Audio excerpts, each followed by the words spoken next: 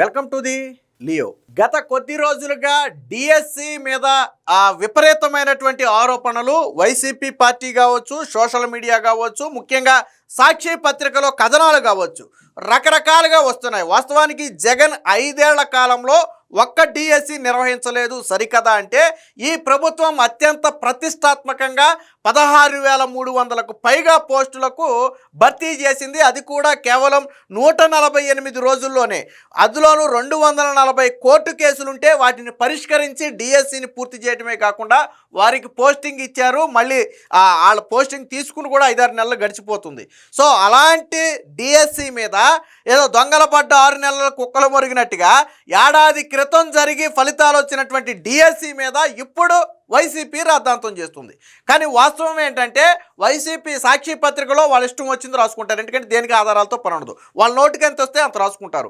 దీని మీద ప్రతి ప్రశ్నకు ఆధారంతో నిన్న పాఠశాల విద్యాశాఖ కార్యదర్శి కోన శశిధర్ అయితే ప్రెస్ మీట్ పెట్టి ప్రతి ప్రశ్నకు సమాధానం చెప్పడం అయితే జరిగింది. వాస్తవానికి పార్టీల సంగతిగా సేపు పక్కన పెడదాం. ఒక నిరుద్యోగ అభ్యర్థికి అన్యాయం జరిగింది అని భావిస్తే వెంటనే వాళ్ళే కోర్టుకు వెళ్ళిపోతారు. మన కాంపిటేటివ్ ఎగ్జామ్లో కోర్టు కేసులు అనేవి సర్వసాధారణం. ఎందుకంటే ఈవెన్ మొన్న జరిగినటువంటి వైసీపీ హయాంలో జరిగినటువంటి గ్రూప్ 1 ఎలా జరిగింది? ఆ హాయిలాండ్లో తీసుకెళ్ళిపోయి డ్రైవర్ల చేత, ఇంట్లో పని మనుషుల చేత ప్రశ్నాపత్రాలు దిద్దిచ్చారని చెప్పి కేసు నమోదైతే దాని మీద హైకోర్టు కూడా సీరియస్గా తీసుకుని ఇందులో మొత్తానికి ఏదో కుట్రకోణం ఉన్నట్టుగానే కనపడుతుంది, విచారణ చేయాలని చెప్పి కమిటీని కూడా ఏర్పాటు చేసింది. వీళ్ళ హయాంలో జరిగినటువంటి పనులే అందరి హయాంలో జరుగుతాయని వీళ్ళు భావిస్తున్నట్టుగా ఉన్నారు. సో కానీ డిఎస్సి అత్యంత పకడ్బందీగా జరిగింది. ఏ ఒక్క వ్యక్తి కూడా దొడ్డిదారిని రాలేదు. ఏదో సోషల్ మీడియాలో 2 వ్యక్తులు డబ్బులు ఇస్తారని మాట్లాడుకుంటే దానికి లింక్ పెట్టి, లేదా ప్రశ్నాపత్రాలు లీక్ అయిందనుకుంటే ఇక అయిపోయిందని వాళ్ళు రకరకాల అపోహలు సృష్టిస్తున్నారు. ఇవన్నీ కూడా పూర్తిగా అవాస్తవం. దీనికి సంబంధించి నిన్న కోన శశిధర్ ఏం మాట్లాడారో ఒకసారి చూద్దాం. ఉల్లంఘన లేదు, లీకు లేదు. మెగా డిఎస్సి అత్యంత పారదర్శకం. దరఖాస్తుల నుంచి ఫలితాల వరకు రూల్స్ పాటింపు. హారిజెంటల్ విధానం రిజర్వేషన్ అర్థం కాకే గందరగోళం. మహిళా దివ్యాంగుల క్రీడా కోటాకు వర్తింపు. జిల్లాల వారీగా మెరిట్ జాబితాలు విడుదల చేశాం. మెరిట్ ర్యాంకు రాకపోతే వారికి ఉద్యోగం ఎలా వస్తుంది? ఒక్కో సబ్జెక్టుకి క్వశ్చన్ బ్యాంకులో 3000 ప్రశ్నలు తయారు చేశాం. 2 ఉద్యోగులకే వాటి మీద యాక్సెస్ ఏర్పాటు చేశాం. పరీక్ష రోజే జంబ్లింగ్తో ప్రశ్నలు మారిపోతాయి. అంటే ఎగ్జామ్ స్టార్ట్ అయ్యే వరకు కూడా అందులో ఏ ప్రశ్న వస్తుంది అనేది ఎవరూ చెప్పలేని పరిస్థితి. అలాగే ఈ క్రమంలో లీకేజీకి ఎక్కడ అవకాశం లేదని చెప్పారు. సో మెగా డిఎస్సి 2025ని అత్యంత పారదర్శకంగా నిర్వహించామని చెప్పి కోన శశిధర్ స్పష్టం చేశారు. ఎక్కడ ఎటువంటి అవినీతి అక్రమాలు కానీ పేపర్ లీక్ కానీ ఆస్కారం లేదని, పారదర్శక విధానంతోనే మెరిట్ అభ్యర్థులు ఉద్యోగాలు సాధించారని చెప్పి ఆయన చెప్పారు. ఇక తప్పుడు ప్రచారాలు మొత్తాన్ని కూడా ఆయన కొట్టేశారు. ఇక అన్నిటికీ మించి సాక్షిలో రాసిన ప్రధాన వార్త ఏంటంటే మెరిట్ జాబితా ఇవ్వలేదు అని. ఇచ్చారు. ప్రతి జిల్లాకు మెరిట్ జాబితా ఇచ్చారు. ఆ మెరిట్ జాబితాలు ఇంకా ఆన్లైన్లోనే ఉన్నాయి, కావాలంటే ఎవరైనా చూసుకోవచ్చు అని చెప్పి ఆయన ఒక స్ట్రాంగ్ కౌంటర్ కూడా ఇచ్చారు. అంటే మెరిట్ జాబితా విడుదల చెయ్యలేదు అనేది అబద్ధం. రెండోది హారిజెంటల్ రిజర్వేషన్ అనేది తొలిసారిగా సుప్రీంకోర్టు తీర్పును అనుసరించి తొలిసారిగా హారిజెంటల్ రిజర్వేషన్ విధానాన్ని అమలు చేశారు. ఇప్పటి వరకు ఈ విధానాన్ని అమలు చేయలేదు కాబట్టి చాలామందికి ఈ రిజర్వేషన్ విధానంలో పలు అనుమానాలతో ఈ గందరగోళం తలెత్తింది తప్ప వాస్తవానికి ఎక్కడ అవకతవకలు జరగలేదు. దీనికి సంబంధించిన మరొక వార్త కూడా చూద్దాం. 240కు కోర్టు కేసులు పడినా వాటిని ఎదుర్కొని ముందుకు సాగామని 148 రోజుల్లోనే నోటిఫికేషన్ ప్రక్రియ మొత్తం పూర్తి చేసి పోస్టింగ్ కూడా ఇచ్చామని చెప్పి ఆయన అయితే స్పష్టం చేశారు. సో ఈ మొత్తం ప్రక్రియ ఎలా జరిగిందో పవర్ పాయింట్ ప్రజెంటేషన్ ద్వారా వివరించారు. 2018 తర్వాత 2025 డిఎస్సి నోటిఫికేషన్ వచ్చిందంటే 7 సంవత్సరాల తరువాత మరొకసారి నోటిఫికేషన్ వచ్చింది. 3.36 లక్షల మంది అభ్యర్థులకు గాను 5.77 లక్షల దరఖాస్తులు వచ్చాయి. డిఎస్సికి ముందు 2024 జూలైలో టెట్ నోటిఫికేషన్ ఇచ్చారు. 3 లక్షల మంది టెట్ రాస్తే అందులో 1.87 లక్షల మంది అర్హత కూడా సాధించారు. అయితే తొలిసారిగా ఈ నోటిఫికేషన్లోనే ఎస్సీ వర్గీకరణ అమలు చేశాం. ఇంత పెద్ద నోటిఫికేషన్లో హారిజెంటల్ రిజర్వేషన్ వర్తింపజేయటం ఇదే తొలిసారి. అంటే ఎస్సీ వర్గీకరణతో పాటు హారిజెంటల్ విధానం సుప్రీంకోర్టు తీర్పది. సో ఆ విధానాన్ని అమలు చేయటం ప్రధానంగా ఈ గందరగోళానికి ప్రధాన కారణం. మొత్తంగా 13 సబ్జెక్టులు 67 రకాల పోస్టులకు 89 సెక్షన్లలో మెగా డిఎస్సి పరీక్షను టీసీఎస్ ఆయాన్ సెంటర్ల ద్వారా నిర్వహించాం. 154 పరీక్షా కేంద్రాలు ఏర్పాటు చేయగా వాటిలో 19 పరీక్షా కేంద్రాలు రాష్ట్రం వెలుపల ఉన్నాయి. పరీక్షలు పూర్తిగా సిబిటి విధానంలో జరిగాయి. ప్రతి పరీక్షకు 3000 ప్రశ్నలు సబ్జెక్ట్ నిపుణులతో ఎన్సీఈఆర్టీ కార్యాలయంలోనే రూపొందించారు. అనంతరం టీసీఎస్ సర్వర్లోకి అప్లోడ్ చేశారు. ఈ క్వశ్చన్ బ్యాంక్ యాక్సెస్ అనేది 2 శాశ్వత ఉద్యోగులకు మాత్రమే ఇచ్చారు. అది కూడా ఎవ్రీ మినిట్ పాస్వర్డ్ మారిపోతూ ఉంటుందంటే ఓటీపీ విధానం ద్వారానే ఆ పాస్వర్డ్ అనేది అన్లాక్ అవుతుంది. 2 వ్యక్తులకు మాత్రమే దాని యాక్సెస్ ఉంది. వేరొకరు ఆ సర్వర్లోకి ఎంటర్ అవటం అనేది అసాధ్యం, హైలీ ఇంపాసిబుల్. ఎస్ఎస్సి అంటే కేంద్ర స్థాయిలో జరిగే ఎస్ఎస్సి పరీక్షలు కావచ్చు, కోర్టు పరీక్షలు కావచ్చు, ఇతర పెద్ద పెద్ద కాంపిటేటివ్ ఎగ్జామ్స్ కావచ్చు, బ్యాంకు ఎగ్జామ్స్ కావచ్చు, అన్నీ కూడా ఈ విధానంలోనే జరుగుతున్నాయి. అదే విధానంలో డిఎస్సి కూడా నిర్వహించారు. ఈ విషయాన్ని ఆయన స్పష్టంగా చెప్పారు. సర్వర్లో ముందే అప్లోడ్ చేసిన జంబ్లింగ్ విధానంలో ఎవరికి ఎలాంటి ప్రశ్నలు వెళ్ళాలి అనేది పరీక్ష రోజే డీకోడ్ అయ్యింది. అన్ని సబ్జెక్టులకు కలిపి 42,000 ప్రశ్నలు తయారు చేశాం. అవి ప్రతి సెషన్కు జంబ్లింగ్ అయ్యాయి. టీసీఎస్ ఆయాన్ ప్లాట్ఫామ్ను దేశంలోని ప్రముఖ సంస్థలు, హైకోర్టులు వినియోగిస్తున్నాయి. ఇప్పటి వరకు ఆ సర్వర్ మీద ఒక్క కంప్లైంట్ కూడా లేదు. రెండోది ఏంటంటే, మనందరం ప్రశ్నపత్రం లీకు అనుకుంటున్నాం కదా, ఆ ఎగ్జామ్ జరిగే చివరి సెకండ్ వరకు కూడా ఏ ప్రశ్నలు వెళతాయి అనేది ఎవరికీ తెలియదు. అది స్వయంగా ఆన్లైన్ జంబ్లింగ్ విధానంలోనే ఆ ప్రశ్నపత్రం వెళ్ళిందంటే చివరికి అధికారులకు కూడా ఏ ప్రశ్న వెళ్ళింది అనేది చెప్పలేరు ప్రశ్నపత్రం వెళ్ళే వరకు కూడా. సో ఆ విధంగా దాన్ని సిస్టమ్ చేశారు. సో క్వశ్చన్ బ్యాంకు సర్వర్ నుంచి ఎన్క్రాప్ట్ అయ్యింది. అభ్యర్థులకు ప్రశ్నలు వెళ్ళే వరకు ఎవరికి ఏం ప్రశ్నలు వస్తాయి అనేది ముందే ఎవరికీ తెలియదు. ప్రశ్నలు యాక్సెస్ చేసి చూడటం అనేది ఎవరికీ సాధ్యం కాదు. అన్ని పరీక్షా కేంద్రాల్లో సీసీ కెమెరాలు ఉన్నాయి, బయోమెట్రిక్ తీసుకున్నారు. 24 రోజుల పాటు ఎలాంటి అవాంతరాలు లేకుండా జరిగాయి. జూలై 7న ప్రాథమిక కీ ఇచ్చాం, వాటి మీద అభ్యంతరాలు తీసుకున్నాం. అదే నెల స్వీకరించి ఆగస్టు 1న తుదికి ఇచ్చాం. మళ్ళీ నార్మలైజేషన్ స్కోర్లు ప్రకటించాం. 22 జిల్లాల వారీగా మెరిట్ జాబితాలు విడుదల చేశాం. సర్టిఫికేట్లు పరిశీలన సమయానికి అన్ని సర్టిఫికేట్లు ఉండాలని చెప్పాం. 1:1 నిష్పత్తిలోనే పిలిచామంటే ఒక పోస్ట్ ఉంటే ఒక అభ్యర్థిని మాత్రమే పిలిచారు. ఆ అభ్యర్థి అనర్హుడు అని నిర్ణయిస్తే తరువాత ర్యాంక్ వాళ్ళని పిలిచారు తప్ప గతంలో లాగా 1:2 1:3 పిలవాల. గతంలో ఏంటంటే ఫర్ ఎగ్జాంపుల్ 16,000 పోస్టులు ఉన్నాయి అనుకోండి, 32,000 మందిని పిలుస్తారు, 1:2 పిలుస్తారు. కానీ ఇప్పుడు అలా కాదు. అప్పుడేమవుద్ది, 32,000 మందిలో సగం మందికే ఉద్యోగం వచ్చేది, మిగతా సగం మందికి రాదు. కానీ ఇప్పుడు అలా కాకుండా 1:1 పిలిచారు. ఒకవేళ వచ్చిన వ్యక్తి అనర్హుడు అయితే, సర్టిఫికేట్లు లేకపోతే అప్పుడు నెక్స్ట్ వ్యక్తిని పిలిచారు తప్ప ఆ విధానం పాటించాల. సో అది కూడా ముందే చెప్పారు వాళ్ళు. ఎవరైనా రాకపోతే మెరిట్ అభ్యర్థులకు అవకాశం ఇచ్చాం. హారిజెంటల్ విధానం తొలిసారిగా ఇంత పెద్ద నోటిఫికేషన్లో హారిజెంటల్ విధానం అమలు చేశాం. ఈ విధానం అమలు చేయాలనేది సుప్రీంకోర్టు ఆదేశం.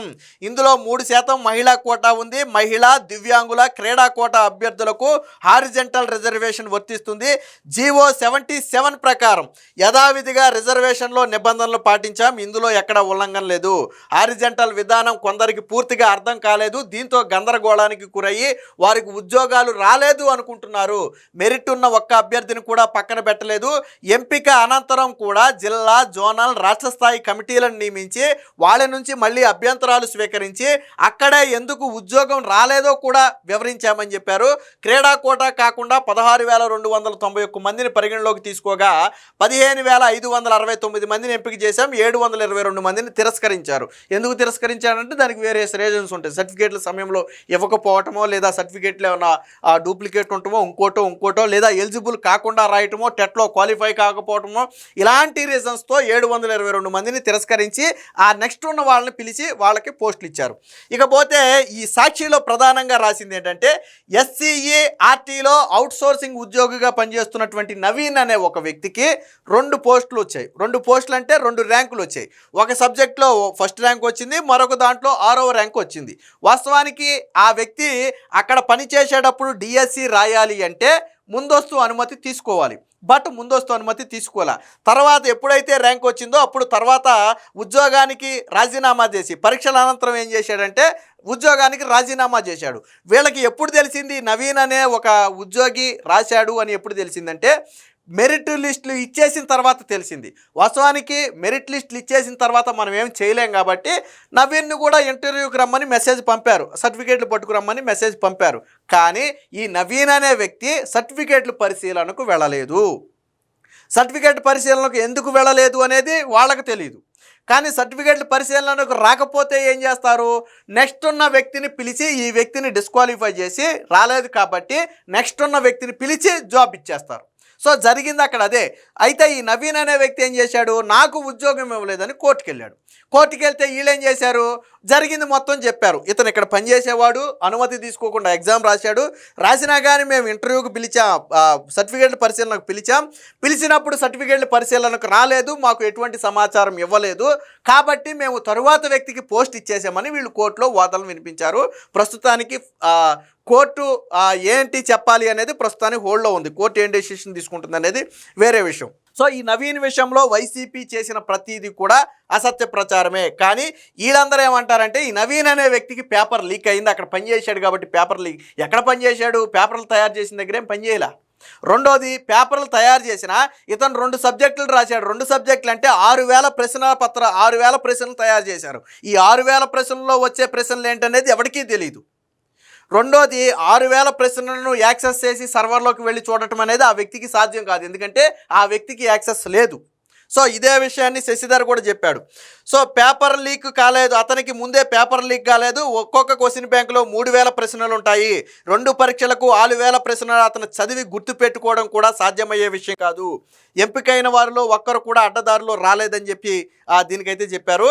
అలాగే ఎవరైతే తప్పుడు ప్రచారం చేస్తున్నారో వాళ్ళ మీద కేసు నమోదు. అలాగే ఈ సాక్షి పేపర్లో కొన్ని రాశారు. వాస్తవానికి దానికి సంబంధించిన ఒక వార్త వచ్చింది, ఆన్సర్లు కూడా ఇచ్చారు, ఒకసారి చూద్దాం.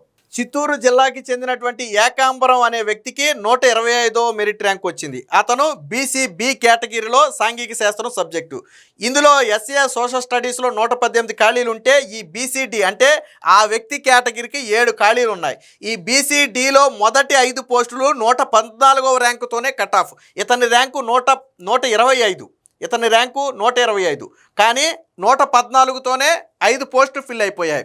మిగిలిన పోస్టులు ఏం చేశారు, హారిజెంటల్ విధానంలో 139, 906వ ర్యాంక్ వచ్చిన దివ్యాంగులకు కేటాయించారు. ఇతనేమనుకున్నాడు, మొత్తం 7 పోస్టులు ఉన్నాయి, 114కి 5 పోస్టులు అయిపోతే తర్వాత ఉన్న 2 పోస్టుల్లో నాకు ఒకటి రావాలి కదా, తర్వాత ర్యాంకు నాదే కదా బీసీడీలో, నాకెందుకు రాలేదు అని అతను ఫీల్ అవుతున్నాడు. కానీ హారిజెంటల్ విధానంలో 139వ వ్యక్తి 900 అంటే ఆ 2 పోస్టులు 7లో 2 పోస్టులు దివ్యాంగులకు వచ్చినాయి హారిజెంటల్ విధానంలో.